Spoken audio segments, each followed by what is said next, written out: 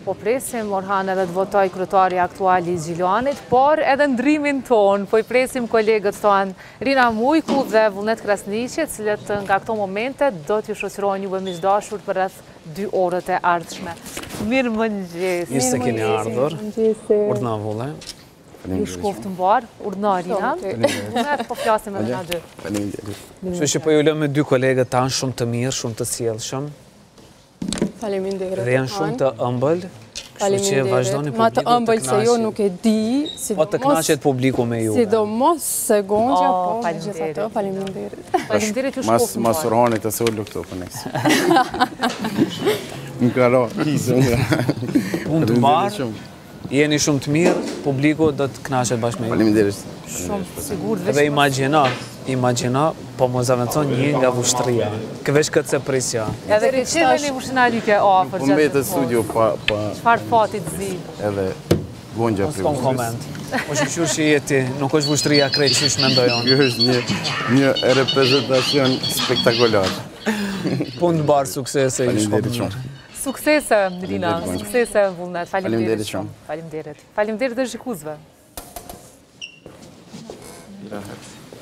Atëherë, po e shfrytëzojmë rastin që ti themi mirëmëngjes të gjithë televizionistëve, cilët tashmë mbasi janë zgjuar tash, është vikend e diel dhe sigurisht ndoshta njerëzit kanë dëshirë që ta shfrytëzojnë për të pushuar pak më gjatë, gjithsesi ata që janë zgjuar më herët kanë vazhduar të qëndrojnë me Klan Kosovën në një mbulem ekskluziv maraton siç bën rëndëm Klan Kosova. Mirëmëngjes edhe ty Rina. Mirëmëngjes Vullnet, dhe është shumë kënaqësi që për herë të parë jemi bashkë në një transmetim të drejtë për drejtë dhe Vullneti për ndryshe është njëri prej personave më pozitiv në Klan që e bën punën çdo ditë të lehtë, kështu që po ndihem jashtëzakonisht mirë këtu. Faleminderit Rina, kënaqësia është ime. Faleminderit shumë për fjalët e mira, gjithashtu një vlerësim maksimal për Rinën, sigurisht gjithë kolegët e Klan Kosovës ka një ambient jashtëzakonisht bashkëpunues që e bën edhe më të lehtë punën për ne në studio, punën në terren dhe gjithashtu pra përçuar përpara misionin tonë që është informimi i drejtë i publikut.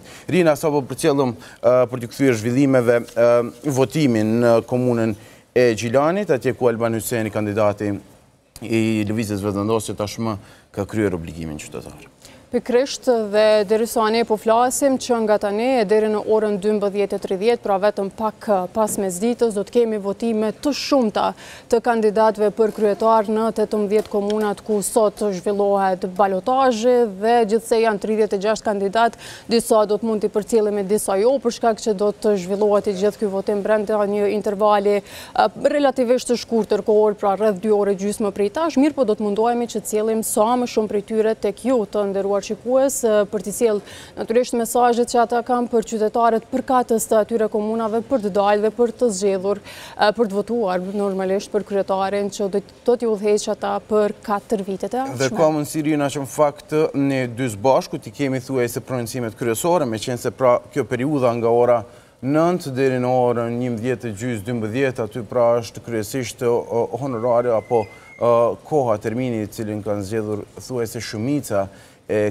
kandidatëve për kryetar të komunave, po ashtu edhe përfaqësues politik, dhe sigurisht që mesazhet e tyre do të jenë jashtëzakonisht të rëndësishme, marrë parasysh që ka një dalje relativisht të vogël, siç u përmend nga kolegët tanë, nga gazetarët në terren, pra nuk ishte një dalje shumë e kënaqshme. Shpresojmë që kjo dinamik të ndryshojë në orët në vazhdim, sepse sigurisht dalja është shumë e rëndësishme, pra sa më shumë të ketë votues, aq më kredibil do të jetë, themi kështu, pushteti i jashtëm i cili do kandidat për kryetar komune në komunat përkatëse.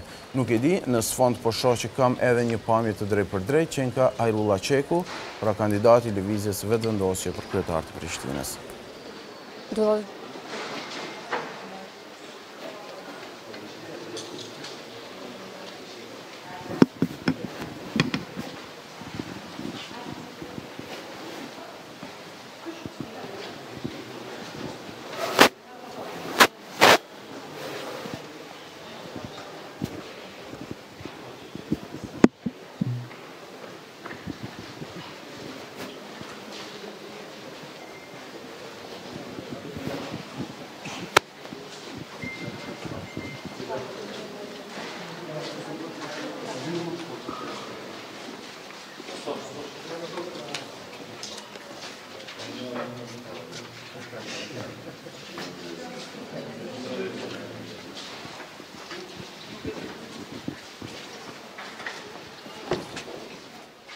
E po e shohim pra që Hajrullah Çeku është duke shkuar për të hedhur votën e tij në këto zgjedhje të raundit të dytë, pra të balotazhit, dhe e përmende me rëndësi Rina, pra është hera e dytë që Hajrullah Çeku zgjedh që të shkojë së bashku me familjen e ngushtë të kryej këtë obligim, mbas edhe për dhënë një mesazh, meqense pra çështja e zgjedhjeve është goxha sensitive dhe pak a shumë. Pra, kjo mund të jetë edhe, themi kështu, një mesazh i këtij kandidati apo edhe kandidatëve të tjerë, pra kur votohet ose janë prezent edhe familja, ndoshta për përfshirë më shumë, themi kështu, shoqërinë në tërësi, pavarësisht moshave dhe themi kështu ndikimin direkt që kanë zgjedhjet për cilin do, pra. Disa prej tyre zgjedhin në fakt që ta shfaqen edhe bashkëshortën, ndërkohë që hedhin votën e tyre, disa jo. Për shembull, zoti Çeku dhe zoti Rama, që është kundër kandidati i tij në Prishtinë, zgjedhin ta bëjnë këtë. Gjithsesi do të shkojmë në Gjilan dhe do ta ndjekim tani prononcimin e Alban Hysenit para gazetarëve. Unë sapo përfundova një obligim qytetar që i takon secilit prej nesh në këto gjysmore që i shpenzojmë gjatë ditës së diel. Do ta determinojmë edhe të ardhmen tonë, pra edhe të fëmijëve tonë, prandaj besoj që është tetë e rëndësishme që të shfrytëzohet e drejta votës, që të vendosim për bindjet tona, që të vendosim për të ardhmen tonë dhe në këtë formë pra edhe të kemi një të ardhmen më të ndërritshme për gjithë neve. Unë ju falenderoj shumë për kulturën e edukatën e treguar gjatë zgjedhjeve, gjatë raundit të parë, por sigurisht edhe gjatë raundit të dytë. Besoj se qytetarët e Gjilanit janë shembull për të ndjekur nga të gjithë, për maturinë që e kanë, për qetësinë që e tregojnë, por sigurisht edhe për vlerësimin e mirë e drejtë që bëjnë çdo herë. Ju faleminderit shumë një herë gjithë.